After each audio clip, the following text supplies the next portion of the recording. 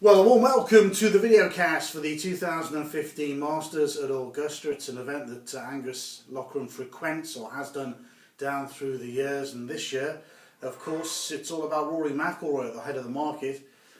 He sort of makes the market for the other players, but again, it's an event, isn't it, Angus, that you get a lot of big outsiders coming from left of centre all of a sudden, hitting the frame at big odds. Oh, very much so, yeah. And I mean, there could well be some a similar situation again, and they're all good players. You know, the Masters it's not an easy event to get into. You've got to be a decent player to qualify, but you need a bit of experience, I think, when you get here. The story, obviously, as you said, we've got over at Aintree, shut the front door, and Tony McCoy. Well, we've got Augusta Open. A similar favourite, isn't it? Really? Yeah, but similar prices. Rory's looking for his personal major treble following his victories in the Open at Hoylake and memorably the PGA. So he's looking for 3 in a row.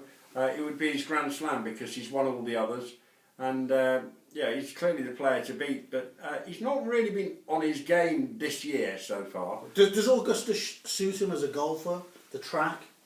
Well, as long as the wind doesn't blow. I think the Augusta gives a big advantage to left-handers, right? And that's why Bob has done so well and Phil Mickelson has done so well. But Rory had that one opportunity just before he won his US Open when he was well clear, and I think that's going to be interesting to see what happens if he goes clear again. When he's won majors, he's been a very good front runner, with the exception of that Masters win. Masters defeat. But the thing about what happened there was, what really impressed most golf observers was the way he recovered to not just win the US Open, which was the next major, demolish the field. But demolish the field. And he has done that in 1 or 2 of the majors he's won. And on his day, he tees up. It's just sensational, what you get from him. I mean, obviously Tiger Woods is leaving it as late as possible to decide what he wants to do, but I can't see him being a factor the way he's been playing recently. Jordan Spieth's the player I like.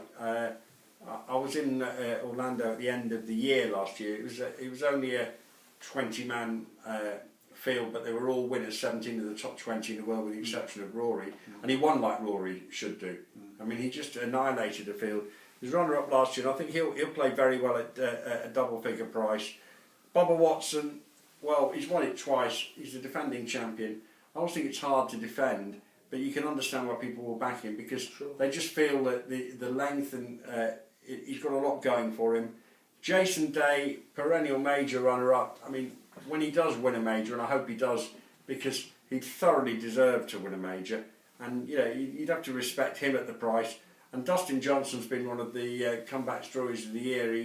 He's had well-documented health problems. He's come back, and where the majors are staged this year, that I have to suit him. He played very well at St Andrews last time. Should have been in the frame, but decided to take on the last and ended up driving into the shops. They're the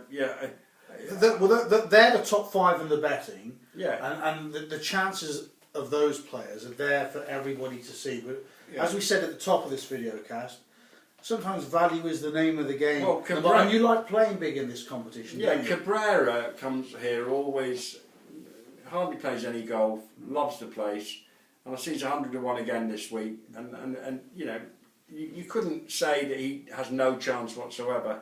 Paul Casey playing some good golf, isn't he just? Yeah. And even Padraig Harrington. I mean, you can say people will laugh at suggesting Harrington, but Harrington has actually played some really good golf over the years at Augusta. And he's back on the winning rostrum this year, wasn't he? It was a surprise win at the Honda. It came out of nowhere, really. But I wouldn't be at all surprised if he had a big week. And experience is something that you can't really buy at Augusta. There is another player, Brooks Koepka, and I don't think too many will be signing with him this week. But you know what? In the majors this year, I think he's going to have a great run at it. He's got plenty of length from the tee.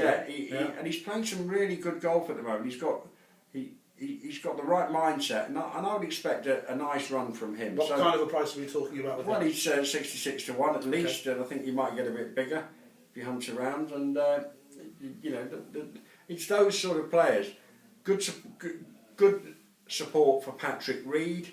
Cocky Patrick Reed. Yeah. And Phil Mickelson, for one of the few times I can remember, he's like 25s, 30 to 1. Well, he's not been that for years. You'd have to respect him because it brings out the best, but I just feel that we might have seen the best. The best of Phil.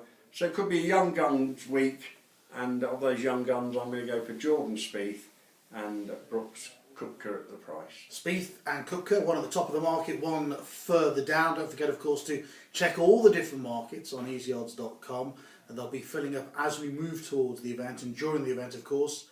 Betting in running. Our thanks to Angus Loughran for his 2015 Masters